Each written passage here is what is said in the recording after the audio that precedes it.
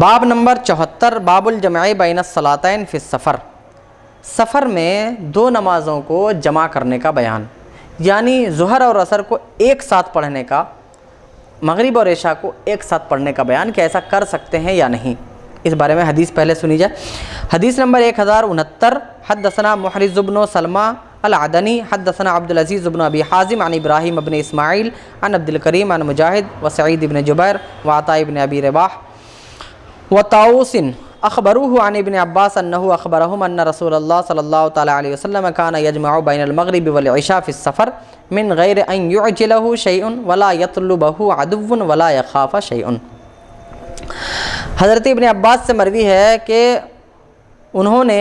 ان سب لوگوں کو، مجاہد، سعید بن جبیر اور عطا بن رباح، طاؤس، ان لوگوں کو بتایا کہ رسول اللہ صلی اللہ تعالیٰ علیہ وسلم سفر میں مغرب اور عشاء کو جمع فرمایا کرتے تھے، یعنی ایک ساتھ پڑھا کرتے تھے۔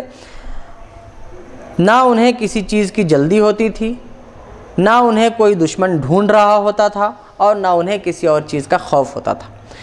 تو راوی یعنی حضرت ابن عباس کہنا یہ چاہ رہے ہیں کہ یہ جو عشاء اور مغرب کو جو سفر میں جمع فرماتے تھے، ایک ساتھ پڑھتے تھے، تو کوئی کسی جلدی کی وجہ سے نہیں، نہ انہیں کسی چیز کی جلدی تھی، نہ دشمن کا خوف تھا، نہ کسی اور چیز کا خوف تھا، کچھ بھی نہیں تھا، پھر بھی آپ ایک ساتھ دونوں نمازوں کو پڑھا کرتے تھے۔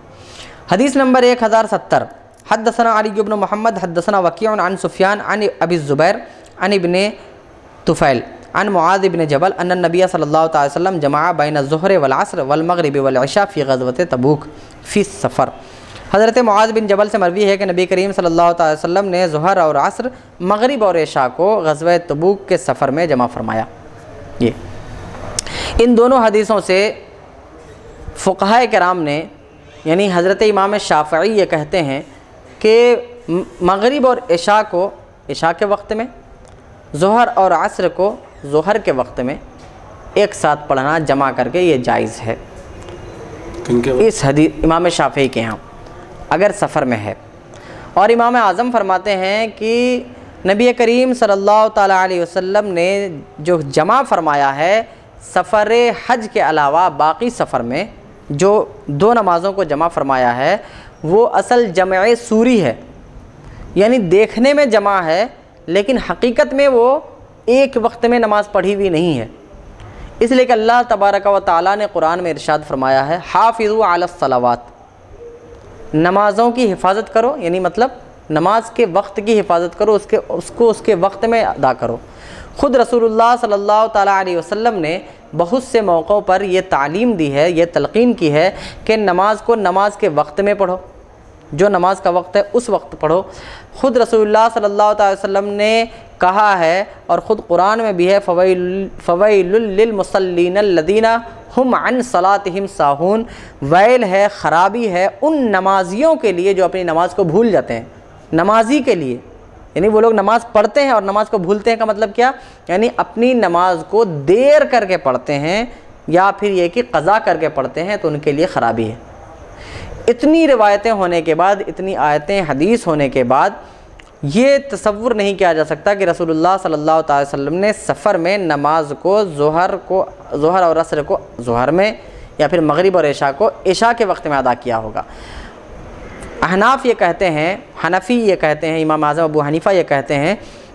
کہ دیکھنے میں تو ایسا ہی لگتا تھا کہ وہ مغرب اور عشاء کو عشاء کے وقت میں پڑھ رہے ہیں، لیکن ہوتا یہ تھا کہ مغرب کے آخری وقت میں مغرب پڑھتے تھے اور پھر اس کے بعد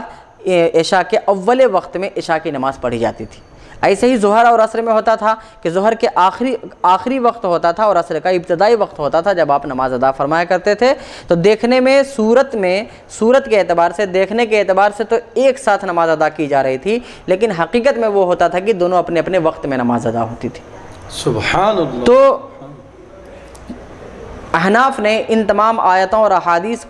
سے یہ نتیجہ اخذ کیا ہے کہ جہاں بھی حدیث میں یہ بات آئی ہے کہ رسول اللہ صلی اللہ تعالی وسلم نے سفر میں نمازوں کو جمع فرمایا ہے، دو نمازوں کو، ان کا مطلب یہی ہے کہ دونوں نمازوں کو اپنے اپنے وقت میں پڑھا ہے، لیکن ایک نماز کا وقت جیسے ہی ختم ہوتا تھا آپ کی نماز ختم ہوتی تھی، اور دوسری نماز کا وقت جیسے ہی شروع ہوتا تھا آپ دوسری نماز شروع کرتے تھے۔ ظہر کو ظہر میں پڑھتے تھے، عصر کو عصر میں، مغرب کو مغرب میں، اور عشاء کو عشاء میں پڑھتے تھے۔ تو صورت کے اعتبار سے، دیکھنے کے اعتبار سے جمع ہے، یعنی دو نمازوں کو جمع کرنا ہوا، لیکن حقیقت میں دو نمازیں الگ الگ تھیں، اپنے اپنے وقتوں میں تھیں۔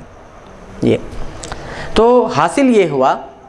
کہ دو نمازوں کو ایک وقت میں جمع کر کے پڑھنا احناف جائز نہیں مانتے، اور حضرت حضور صلی اللہ تعالیٰ علیہ وسلم کا جو عمل ہے اس عمل کی یہ توجیہ پیش کرتے ہیں کہ رسول اللہ صلی اللہ علیہ وسلم الگ الگ وقتوں میں ہی نماز پڑھا کرتے تھے، اور وہ جمع صوری ہے، جمع حقیقی نہیں، حقیقت میں وہ جمع نہیں ہے، صورت میں جمع ہے۔